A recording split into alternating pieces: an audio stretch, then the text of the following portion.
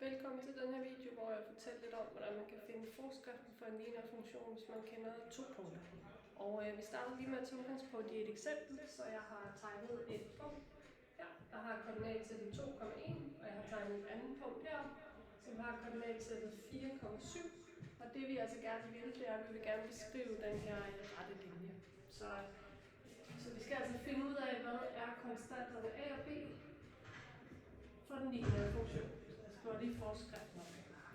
Og hvis man bare lige tænker på det, vi har snakket om, jamen så kan man jo finde forskriften og finde noget om hældningskoefficienten. Vi ved, at hældningskoefficienten er, når man går 1 ud, hvor meget går man så op. Og det vil sige, her kunne vi også sige, hvor meget går vi hen. Vi går fra 2 til 4, så vi går 2 hen, og så går vi fra 1 til 7. Det vil sige, at vi går egentlig 6 op. Så vi gik 2 hen og 6 op. Og når vi så skal finde ud af, hvad er hældningskoefficienten, så er det jo meget, når vi går 1 hen, hvor meget går vi så op. Det vi starter om, det er, at kan man altså finde ved at tage forskellen i y-værdierne, så det er det her delta x igen, der er forskellen på y-værdien i det her punkt og y-værdien i det punkt, og så dividerer det med forskellen i x-værdien. Så her slår jeg lige delta x. Og i det eksempel, vi lige har lavet her, så er forskellen, y-værdierne går fra 1 til 7, den er 6. Og forskellen i x, der går vi fra x er 2 til x er 4, så den vil være 2. Så hældningen på den her rette linje vil være 3. Det passer også, hvis vi går 1 hen, går vi 3 op, 1 hen, 3 op. Det kan man også, der er også en formel for at finde hældningskoefficienten, hvis man kender to punkter, som vi gør her. Så jeg skal lige formlen op. Så altså, formlen for A, som også passer med det, vi gjorde, det er, at man skal tage det, vi kalder y2. Så y-værdien i det ene punkt minus y-værdien i det andet punkt. Så i det her tilfælde vil det svare til 7 minus 1. Så får man 6 og vi tæller. Og så skal man tage forskellen på x-værdierne. Så man tager den ene x-værdi minus den anden x-værdi. Hvis man bruger den her formel, så vil man finde hældningskoefficienten, når man kender to punkter. Og den her notation, den er måske sådan lidt abstrakt, men hvis vi lige prøver at vise, hvad det betyder, så betyder det, at det ene punkt, der kender vi jo, der har vi nogle værdier, og når vi skal skrive dem op generelt, så skriver vi x1, så det her det er et et-tegn, komma y1. Så det betyder x-værdien i det første punkt, og y-værdien i det første punkt, og så bagefter har jeg et andet punkt, så er det x2, som står for x-værdien i andet punkt, og y2, som er y-værdien i det andet punkt. Vi laver et eksempel mere om lidt. Nu tager vi lige, hvis vi har fundet vores a-værdi, den fik vi til at være 3, hvordan kan vi så finde b-værdien? Så hvis nu vi skal finde b-værdien, jamen nu ved vi, at vores a-værdi er 3. Og vi kender faktisk også et punkt, der ligger på linjen. Så vi ved, at x er 2, og så er y-værdien 1 på den her linje. Så det kan vi sætte ind i vores forskrift. Så y-værdien i det ene punkt, nu skal vi bare bruge det ene punkt, den er 1. Vores hældningskoefficient, den regner vi ud til at være 3. X-værdien i vores punkt, den ved vi er 2. Og så kender vi ikke vores b-værdi. Det er den, vi skal udregne. Men nu har vi en ligning. Vi har tal her, som er lige med et andet tal, plus b. Så kan vi isolere b. Så hvis jeg skal have b til at stå alene, så minuser jeg med 3 gange 2, som vil være 6. Hen på den anden side, så vi trækker det fra på begge sider. Og så får vi 1 minus 6, som giver minus 5.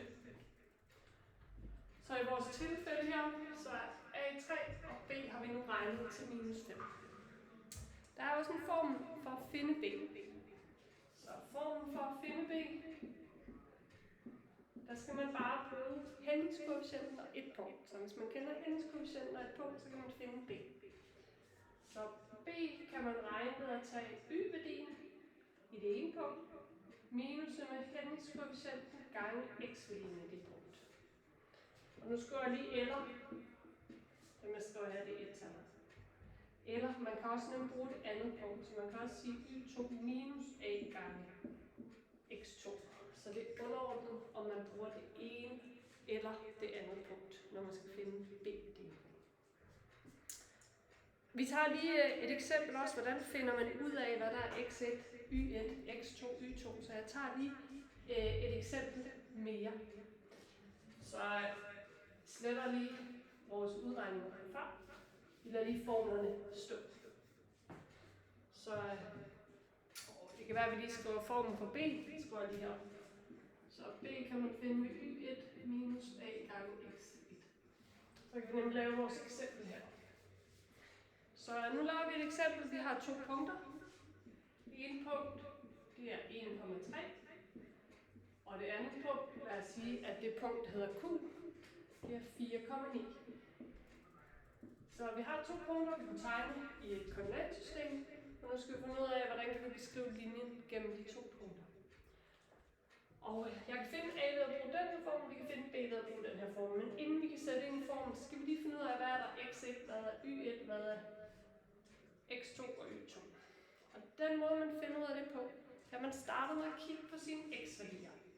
Så x-værdien, det der står først i koordinat, så det er en x, og det er en y-værdi. X og en y-værdi. Så skal man starte med at finde ud af, hvad for en af x-værdierne er mindst. Så jeg kigger 1 og 4, så er 1, det er den mindste x-værdi, så det er vores x1. Det vil være 1. Og når det her det er vores x-værdi i vores første punkt, så er det her vores y-værdi. Så y1 vil være 3, det er y-værdien i det første punkt. Så har vi 4, det er vores x-værdi i andet punkt. Og 9, det er vores y-værdi i andet punkt. Så nu har jeg fundet ud af, hvad er det for nogle tal, jeg skal sætte ind. Så nu tager jeg min formel. Så formlen siger, først så skal jeg tage y2, som er 9. Skal jeg minus det med y1, som er 3. Skal jeg dividere det med, først så skriver jeg x2 ind, 4. Og så skal jeg minus med x1, som er 1. Og så kan jeg regne ud, 9 minus 3 bliver 6. 4 minus 1 bliver 3. Og så får jeg hældningskoefficient til at være 2.